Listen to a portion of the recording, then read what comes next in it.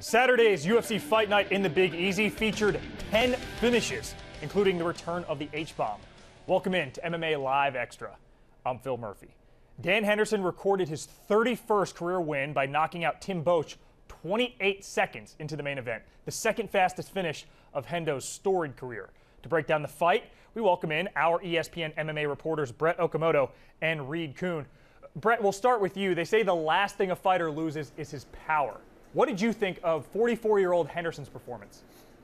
I thought it was a great night for the H-Bomb, for Dan Henderson. Obviously, the storyline coming into this fight was, should Dan Henderson even be in the octagon anymore? Should he be fighting at the age of 44? And I think that those were valid questions to be asking. You know, Dan Henderson is one of the absolute best mixed martial artists to ever step into a cage. So what that means is when his skills start to decline, it's very noticeable. It's very clear that this guy is not quite the same fighter he was in his 30s.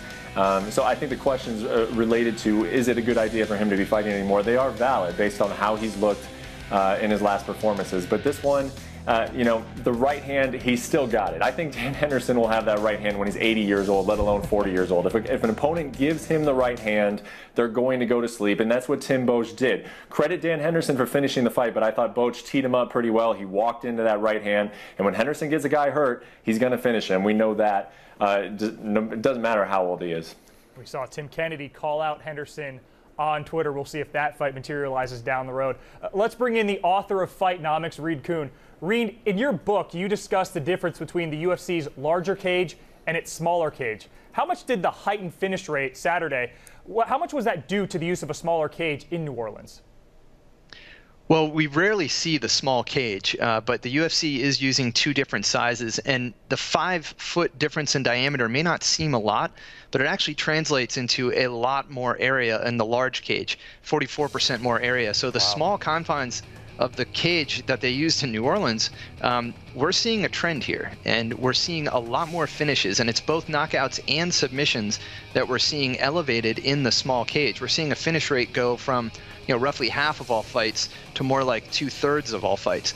So it appears to be a sizable trend, and the theory is that it's not because they're throwing more volume, it's just that hurt fighters have nowhere to run. It's easier to cut off your opponent and finish them once you've got them hurt.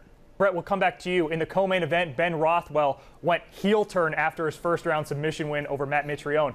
What are your thoughts on Big Ben's performance both in and out of the cage?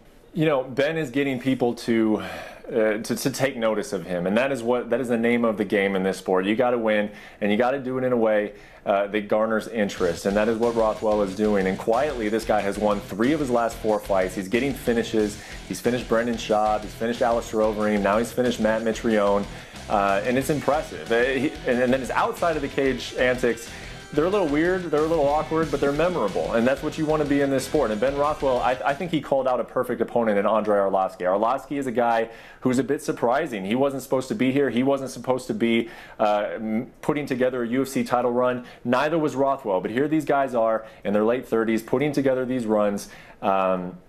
And I think a fight between the two would be stylistically pleasing, and it also could produce a #1 contender. I think there's a little bit way for Ben Rothwell to go before he climbs into a cage with a guy like Cain Velasquez, but he's getting closer, and that was something that we were not expecting out of him. And we know the UFC doesn't hate the idea of a marketable heavyweight, even if it's a guy who takes on a bit of the villain role. Gentlemen, thanks for the insight. For all things UFC, check out the MMA page here on ESPN.com. For Brett Okamoto and Reed Kuhn, I'm Phil Murphy. Thanks for watching MMA Live Extra.